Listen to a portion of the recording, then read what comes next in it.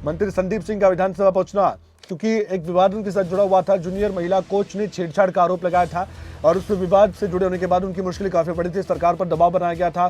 कई ऐसी यूनियन भी थी जिन्होंने भी ये दबाव बनाने का प्रयास किया गया था और महापंचायत तक हुई थी कई जगह पर, जहां पर मंत्री संदीप सिंह के खिलाफ कार्रवाई करने की बात कही गई थी। यहां तक कि ये भी कहा गया था कि उनको उनके पद से हटा देना चाहिए। हालांकि उनके बाद जो एक डिपार्टमेंट था खेल विभाग का, वो अब नहीं है। प्रिंटिंग और स्टेशनरी डिपार्टमेंट ही उनके पास है और मंत्री तो अभी भी है। राज्य मंत्री, हरियाणा के राज्य मंत्री हैं संदीप सिंह, और मंत्री संदीप सिंह विधानसभा पहुंचे हैं। तो क्या उस बैठक में भी शामिल हो रहे हैं? जो बैठक चल रही है बीजेपी जेजेपी विधायक दल की, निर्दलीय विधायक भी उसमें शामिल हो रहे हैं जो सरकार समर्थित है। तो इस सवाल का जवाब हम लेंगे। हमारे संवाददाता अनिल मोर या जितेंद्र चौधरी, इन दोनों में से कोई हमारे साथ कुछ ही पलों बाद जुड़ने जा रहा है। जितेंद्र हमारे साथ जुड़ चुके हैं। जितेंद्र, अभी जानकारी मिली है मंत्री संदीप सिंह विधानसभा पहुंचे और आपकी जो बात है वो सटीक साबित हुई। आपने कहा था कि हलचल हमने देखी और उनके घर के बाहर गाड़ी तैयार हो रही थी उनके काफिले की, और लग रहा था जी जितेंद्र। बिल्कुल कमल, उसी को लेकर के सबसे पहले विपक्ष का रिएक्शन क्या है? हमारे साथ शीशपाल कैरवाला जी हैं, उनसे जानकारी लेंगे। संदीप सिंह को लेकर के आपने जब पहला चरण था बजट सत्र का, आपने हंगामा किया था, अब वो आज विधानसभा आ चुके हैं। किस तरीके से आप रिएक्शन देंगे इसको लेकर? देखिए, स्पष्ट है कि हम ही विपक्ष नहीं, पूरा हरियाणा चाहता है कि निष्पक्ष जांच हो और उसके लिए संदीप सिंह जी अपना इस्तीफा दें। और अगर इस्तीफा नहीं देते तो बिल्कुल ये विपक्ष की भी मांग है और हरियाणा के लोगों की मांग है। हम विधानसभा में उस मुद्दे को जरूर उठाएंगे। सदन चलने देंगे आप इसमें? देखिए, ये सदन में हमारा ये है कि सदन तो चलेगा और पर सदन के अंदर ही हम इस्तीफा मांगेंगे, तभी तो सदन की कार्रवाई होगी ना। सदन के बिना तो, कार्रवाई के बिना तो ये इस्तीफा ले ही नहीं रहे हैं। इसलिए हमें सदन में ही ये आवाज़ उठा के हम इस्तीफा मांगेंगे और इस्तीफा उनको देना पड़ेगा। इस्तीफा देना पड़ेगा। इसके अलावा और क्या मुद्दे रहेंगे आपके, जिनको लेकर ई टेंडरिंग को लेकर के एक बार फिर पंचकुला में बैरिकेडिंग हो गई है, भारी पुलिस बल तैनात कर दिया है सरपंचों के मसले? देखिए, जिस प्रकार से सरपंचों के साथ ये भेदभाव वाली बात की गई है कि उन्होंने पहले कहा कि 2 लाख तक है, हम पारदर्शिता ला रहे हैं, फिर 5 लाख तक कर दिया है, जबकि मांग उनकी 50 लाख तक की थी। पर 20 लाख से कम मतलब ही नहीं बनता कि ई टेंडरिंग के अंदर काम हो। तो हम ये चाहते हैं, सरकार से मांग भी कर रहे हैं कि ये जो ई टेंडरिंग का मसला है ये 20 लाख तक, मिनिमम 20 लाख रुपए होना चाहिए। और जिस प्रकार से जो सरपंच है आज फिर एक बार विधानसभा का घेराव कर रहे हैं, यानी सरपंचों ने जो लॉलीपॉप दिया है सरकार ने, उसको वो मानने के लिए तैयार नहीं है। यानी बात वहीं की वहीं खड़ी है। सरकार बहलाना चाहती है, फुसलाना चाहती है, परंतु सरपंच और हरियाणा के लोग हैं वो जागरूक हैं और इस पे लड़ाई लड़ेंगे। आरोप ये भी लग रहे हैं कि ये विपक्ष के द्वारा मोटिवेटेड कुछ सरपंच हैं, इसमें से आगे चुनाव लड़ना चाहते हैं। आपने कुछ लॉलीपॉप उनको ऐसा दिया? नहीं, ऐसा कुछ नहीं है। पहले चल रहा था प्रक्रिया, बड़ी अच्छी प्रक्रिया थी और मेरा एक जरूरी था।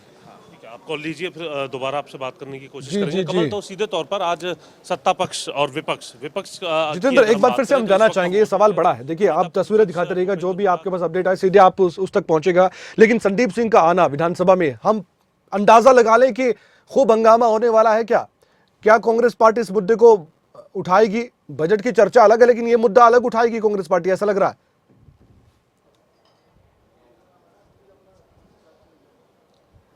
देखिए, सदन की शुरुआत के साथ ही जिस प्रकार से पहले हंगामा हुआ था, उसी तरीके से हंगामा जो है वो होते हुए नजर आ सकता है, जिस तरीके की उम्मीद की जा रही है। क्योंकि विपक्ष कहीं ना कहीं इसी इंतजार में था कि उनकी तरफ से विरोध इसको लेकर के दर्ज करा लिया गया है। लेकिन अगर वो सदन के अंदर आते हैं तो सदन के अंदर किस तरीके से इस पूरे मसले को लेकर के जो रिएक्शन है वो आज विपक्ष का रहेगा। जैसे ही कार्रवाई शुरू होगी तो संदीप सिंह के मसले पर ये बड़ा लाजमी नजर आ रहा है। और शीशपाल कैरवाल, जो कि कांग्रेस के ही विधायक हैं, अभी जिनसे हम बात कर रहे थे, उनका भी ये कहना था कि सदन के अंदर इस्तीफा मांगने का काम उनकी तरफ से किया जाएगा और इसको लेकर के कहीं ना कहीं सत्ता पक्ष पूरे तरीके से डिफेंस में आने की कोशिश करेगा। मुख्यमंत्री मनोहर लाल खुद इस बात को कह चुके हैं कि उनकी तरफ से इस्तीफा जो मंत्री संदीप सिंह है उनका नहीं लिया जाएगा। तो इस मसले पर जो बड़ी बहस या फिर कह सकते हैं बड़ा हंगामा जो है वो सदन की शुरुआत में ही देखने के लिए मिलेगा। इसके लिए बहुत ज्यादा इंतजार करने की आवश्यकता नहीं होगी। साथ ही विधानसभा की कार्यवाही में शामिल होंगे और क्या उस बैठक में भी मौजूद है जो बीजेपी जेजेपी विधायक दल की बैठक चल रही है? एक बार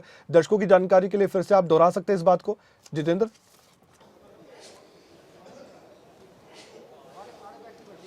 देखिए बिल्कुल ये बात अभी तक जो सरकार का जो खुफिया तंत्र है उसके माध्यम से सरकार के समक्ष पहुंच गई होगी कि संदीप सिंह को लेकर के जो विपक्ष है वो विरोध की रणनीति बना रहा है। इससे पहले भी लाजमी था, उनके ना पहुंचने पर भी विरोध किया गया था।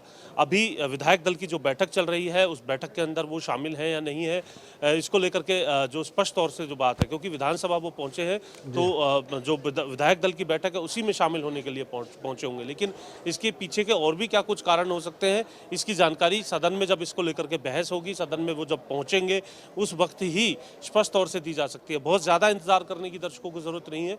अब से महज कुछ ही देर बाद यानी 11 बजे विधानसभा के बजट सत्र के दूसरे जो कार्यकाल है उस या फिर कहें कि दूसरा जो अवधि है बजट सत्र की अवकाश के बाद उसकी शुरुआत जो है वो होने जा रही है, जिसमें बजट को लेकर के जो 8 कमेटियां बनाई गई थी वो अपनी रिपोर्ट जहां प्रस्तुत करने का काम करेंगी।